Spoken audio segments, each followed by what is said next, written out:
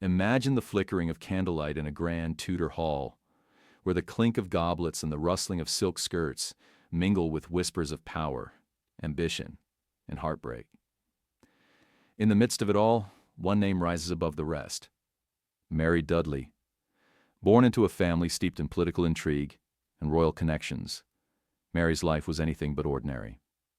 From her early years in the court of Henry VIII to her quiet influence at the side of Queen Elizabeth I, Mary's story is one of loyalty, resilience, and personal tragedy, woven through the fabric of England's turbulent Tudor era.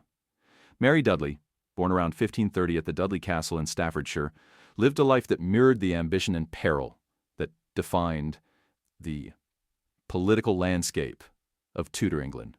She was the daughter of John Dudley, who would later become the Duke of Northumberland, and Jane Guildford, a family caught up in the machinations of courtly politics.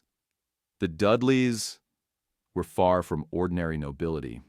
Their ambitions, fueled by a desire for power, thrust Mary into a world where grandeur was mixed with danger. From an early age, she was exposed to the grandeur and intrigues of the Tudor court, a world that would shape not just her future, but that of her family. Mary was educated with a strong humanist tradition, known for her intelligence, wit, and prowess in courtly arts. Her upbringing set her apart, and by the 1540s, she was already making her mark in the royal court. By 1550, she had joined the retinue of Princess Elizabeth, the future Queen Elizabeth I. Their relationship grew to be close and trusted, one that would last throughout Mary's life. Elizabeth, who would one day ascend the throne, found in Mary a confidant who could navigate the stormy waters of court politics with grace and discretion. This connection with Elizabeth proved pivotal in Mary's career, as it not only secured her a trusted position at court, but also placed her at the center of some of the most dramatic political events of the Tudor era. In 1551, Mary married Sir Henry Sidney, a prominent nobleman and diplomat.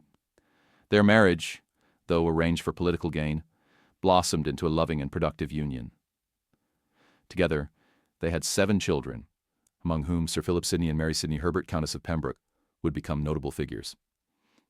Sir Philip Sidney in particular would rise to fame as one of the great poets and philosophers of the Elizabethan era, and Mary Sidney Herbert would become an important figure in the literary and political circles of the time.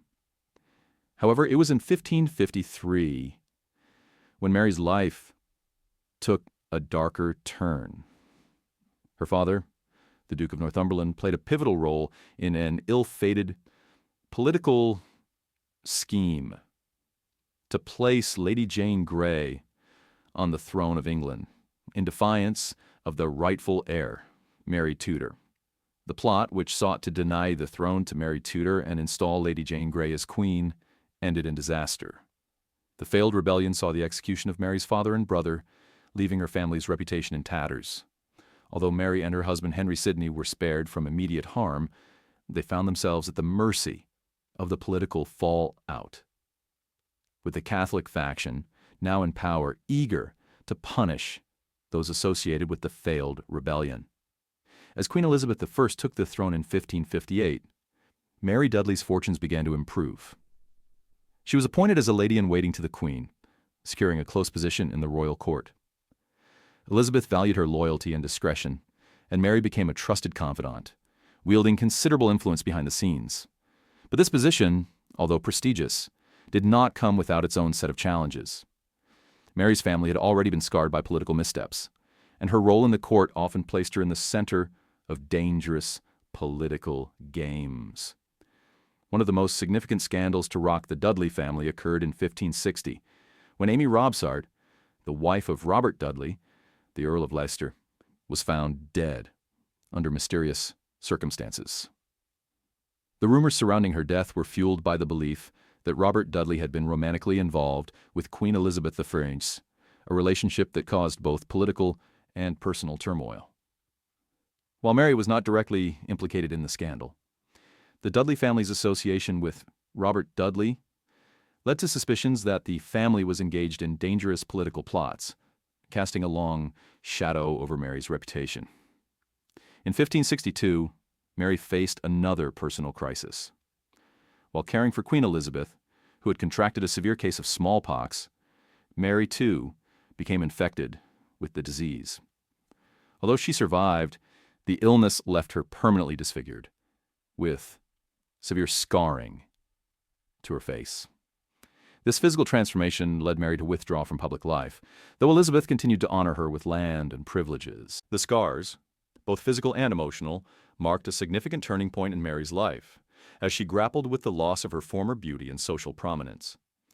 The years following the smallpox outbreak were marked by personal and financial hardship.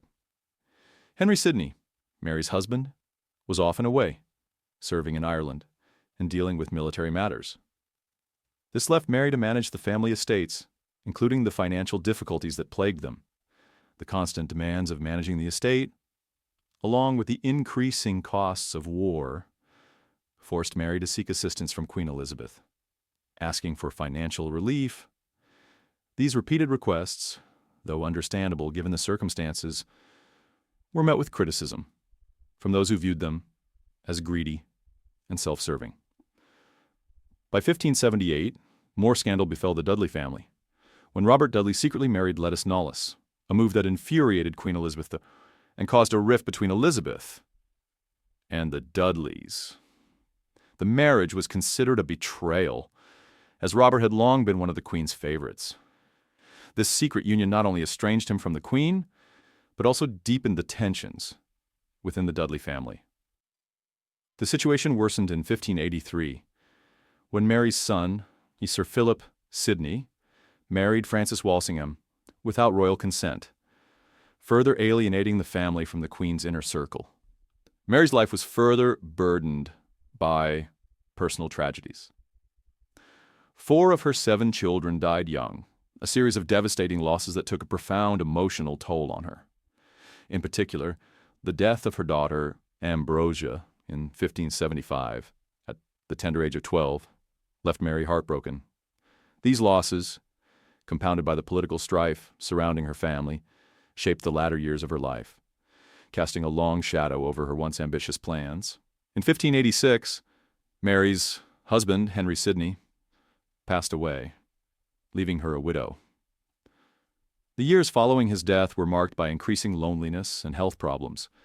The lingering effects of her smallpox infection and the strains of her tumultuous life taking their toll. Her health continued to decline, and she spent her final years in relative obscurity, still managing the family estates, but increasingly isolated from the world that had once known her as a key player in the Tudor court. Mary Dudley died on August 9, 1586, at the age of approximately 56. Her funeral, held in Kent, was a modest affair, reflecting the family's financial decline. However, her story did not end with her death. Just weeks after her passing, her son, Sir Philip Sidney, died from injuries sustained in battle, a tragic end that robbed Mary of the chance to witness her son's posthumous rise as a literary icon. Sir Philip Sidney's works would later cement his place in the literary canon of the English Renaissance, but Mary was never able to see the full extent of his legacy. Despite the hardships and scandals that marked her life, Mary Dudley is remembered today not for the controversies surrounding her family, but for her resilience. She navigated the treacherous waters of Tudor politics with skill, managing to maintain her position at court and ensure the survival of her family. Though her life was marked by tragedy, she left behind a legacy through her children, particularly Sir Philip Sidney, whose influence on English literature continues to this day.